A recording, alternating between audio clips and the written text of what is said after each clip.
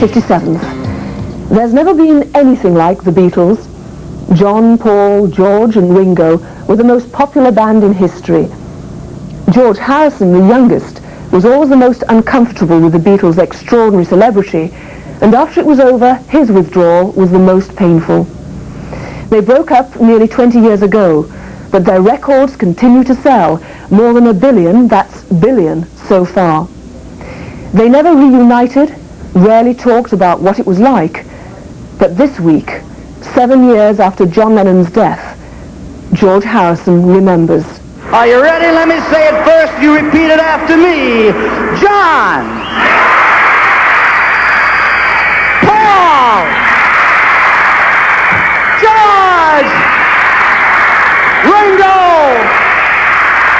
I give you the one and only fabulous Beatles.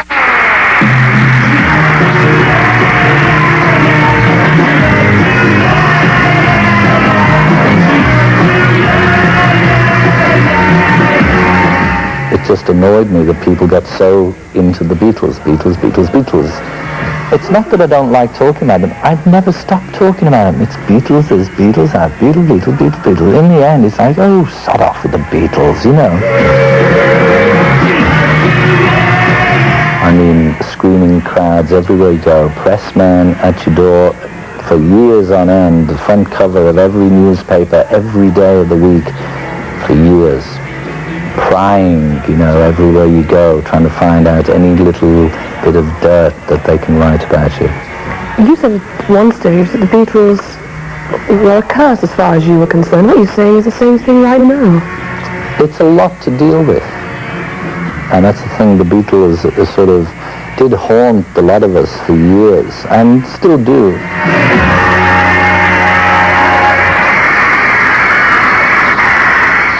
Hang on, George, just look to me for a second. That's great.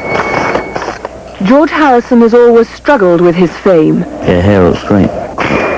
Although he says he loathes being in the public eye, he has emerged from a self-imposed exile to promote his first album in 5 years. Don't do that to me, no chewing. Since the bitter breakup of the Beatles 18 years ago, this deeply private man has been divorced, remarried, and some say hiding behind the secure walls of his country estate outside London. Great, George. While managing on his own to record 8 gold albums in the 70s and launch a respected film company, Harrison has avoided any discussion of the Fab Four until now. He admits he's finally recovered from the ordeal of being George Harrison, the Beatle. I had no ambition when I was a kid, other than to play a guitar and get in a rock and roll band. I don't really like to be the guy in the white suit at the front. Like in the Beatles, I was the one who kept quiet and at the back and let the other egos be at the front. When he was a small boy, he told his mother not to talk about him to the other mothers. He didn't want nosy mothers knowing about him.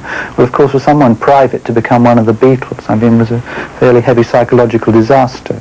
Philip Norman is the author of Shout, which many consider the definitive Beatles biography. The Beatles is not a normal story, it's a supernatural story, and the pressure was supernatural, and it required supernatural luck and forbearance to recover from it, and he has recovered from it. He's the one that we're going to have to ask about the Beatles. There's no one else to ask now, because McCartney won't tell you, Ringo can't tell you, John isn't here. When you say Paul won't tell you, what do you mean? He rewrites history all the time. And Ringo can't tell you because... He doesn't know. He doesn't know? No, he just, he drank the drink, he smoked the joints, he had the girls, and he drummed the drums. That was Ringo. Harrison was barely in his 20s when the world embraced the Beatles. They were the most envied young men ever, who used their sense of humour to keep the world at arm's length. Wacky mop tops, cheeky chappies, you know, just sort of, oh, hello then, how you doing? You know, like all the cartoon Beatles things, with the little jokes and stuff. Okay, what's your favorite song? White Christmas. Did you say White Christmas? Yeah, it's a good song. Not in rock and roll. Christmas. Oh, yeah, it is, yeah. Yeah, it is. You've heard it. Very naive, very sincere. Very charming. Charming, yeah, but a bit thick. I hope to have enough money to go into a business of my own by the time we do flop. I've always fancied having a ladies' hairdresser, a string in them, in fact. I remember seeing a clip of you saying, well, when this all flops, Oh yeah, we'll I'm all gonna have be business. hairdressers Yes. and stuff, yeah. Yes. But that's fun, we said that. We were naive in those days. You see, a big change happened in 1966,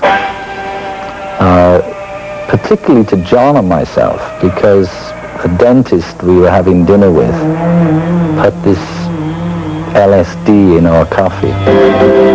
Now, people who've taken that will know what I'm talking about, and anybody who hasn't taken it won't have a clue, because it transforms you.